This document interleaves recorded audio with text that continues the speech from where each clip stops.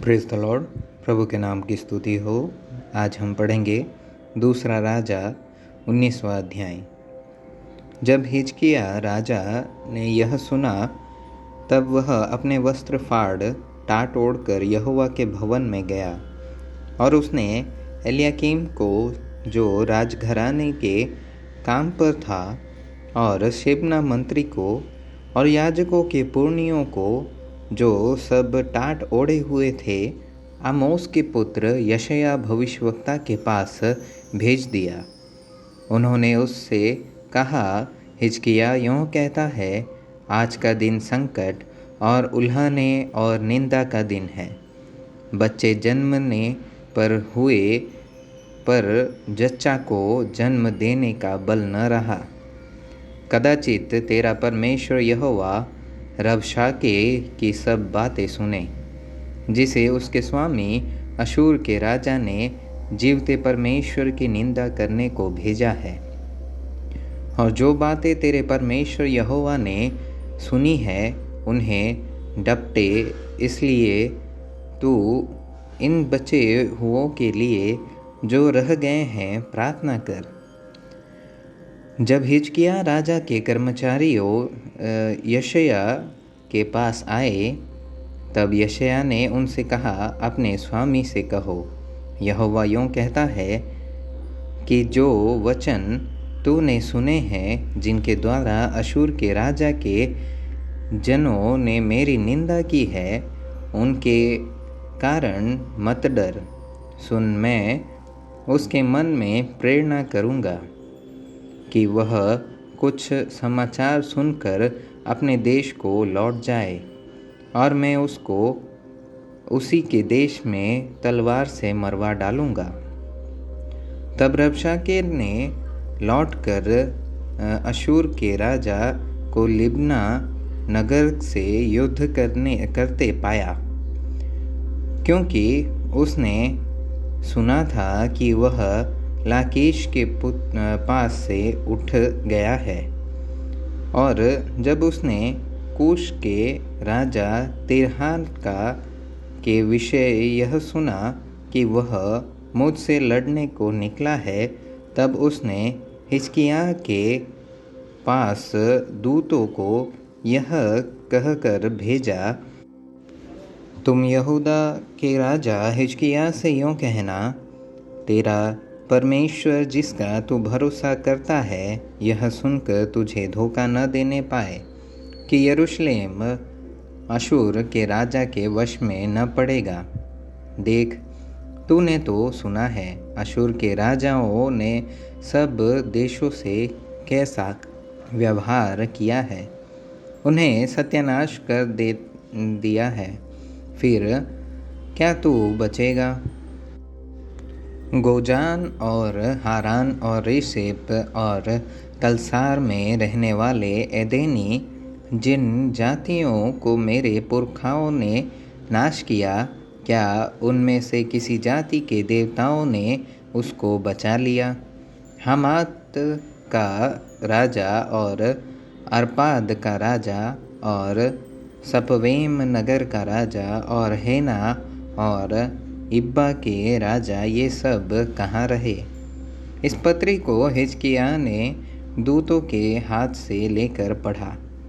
तब यहोवा के भवन में जाकर उसको यहोवा के सामने फैला दिया और यहोवा से यह प्रार्थना की कि है इज़राइल के परमेश्वर यहोवा, है करूबों पर विराजने वाले, पृथ्वी के सब राज्यों के ऊपर केवल तू ही परमेश्वर है।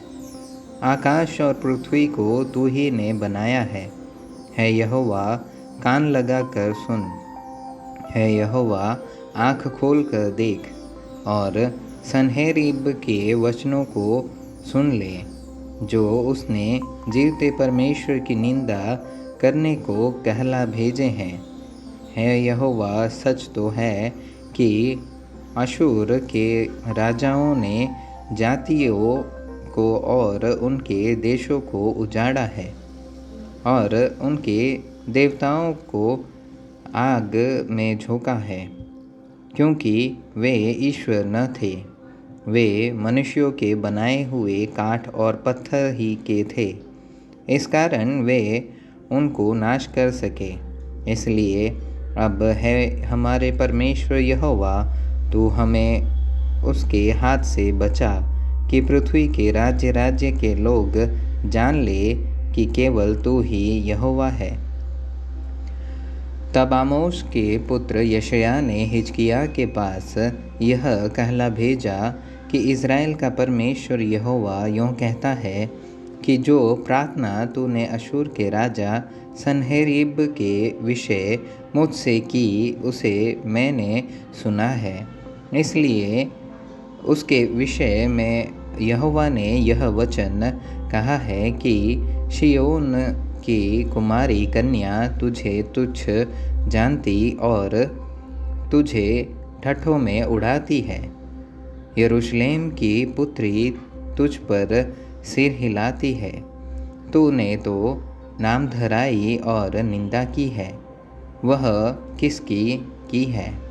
और तूने जो बड़ा बोल बोला और घमंड किया है, वह किसके विरुद्ध किया है? इज़राइल के पवित्र के विरुद्ध तूने की है।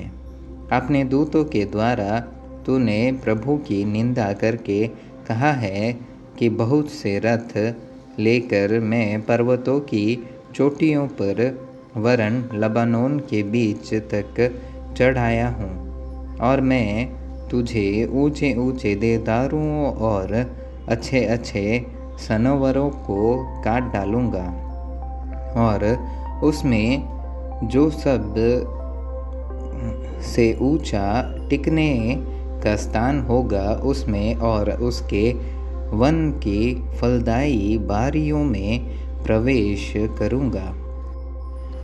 मैंने तो खुदवा कर परदेश का पानी पिया और मिस्र की नहरों में पाँव धरते ही उन्हें सुखा डालूँगा। क्या तूने नहीं सुना कि प्राचीन काल में मैंने यही ठहराया और अगले दिनों से इसके तैयारी की थी? उन्हें अब मैंने पूरा भी किया है कि तू गढ़ वाले नगरों को खंडहर ही खंडहर कर दे। इसी कारण उनके रहने वालों का बल घट गया। वे विस्मित और लज्जित हुए।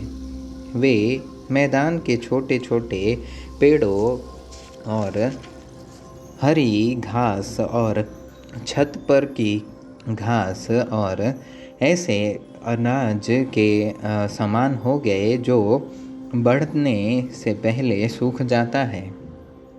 मैंने तो तेरा बैठा रहना और कूच करना और लौट आना जानता हूँ, और यह भी कि तू मुझ पर अपना क्रोध भड़काता है। इस कारण कि तू मुझ पर अपना क्रोध भड़काता और तेरे अभिमान की बातें मेरे कानों में पड़ी है।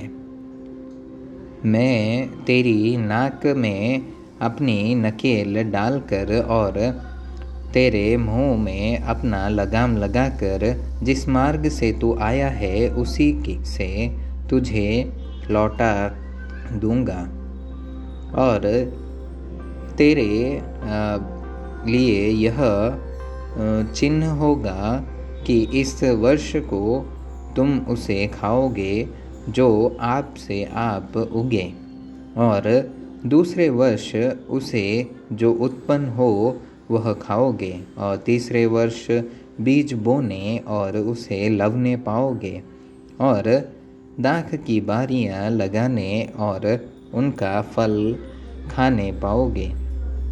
और यहूदा के घराने के बचे हुए लोग फिर जड़ पकड़ेंगे और फलेंगे भी, क्योंकि यरूशलेम में से बचे हुए और सिय्योन पर्वत के भागे हुए लोग निकलेंगे। यहोवा यह काम अपनी जलन के कारण करेगा। इसलिए यहोवा अशूर के राजा के विषय में यह कहता है कि वह इस नगर में प्रवेश करने वरन इस पर एक तीर भी मारने न पाएगा, और न वह ढाल लेकर इसके सामने आने व इसके विरुद्ध दमदमा बनाने पाएगा। जिस मार्ग से वह आया उसी से वह लौट भी जाएगा, और इस नगर में प्रवेश न करने पाएगा। यहोवा की यही वाणी है। और मैं अपने निमित्त और अपने दास दाऊद के निमित्त इस नगर की रक्षा करके इसे बचाऊंगा। उसी रात में क्या हुआ कि यहोवा के दूत ने निकलकर अश्शूरियों की छावनी में 1,85,000 पुरुषों को मारा। और भोर को जब लोग सवेरे उठे तब देखा कि लौथ ही लौथ पड़ी है। तब अश्शूर का राजा सन्हेरीब चल दिया और लौटकर निनवे में रहने लगा। वहाँ वह अपने देवता निस्रोक के मंदिर में दंडवत कर रहा था कि अदीमेलेक और सरेसेर ने उसको तलवार से मारा और अरारात देश में भाग गए, और उसी का पुत्र एशरदोन उसके स्थान पर राज्य करने लगा।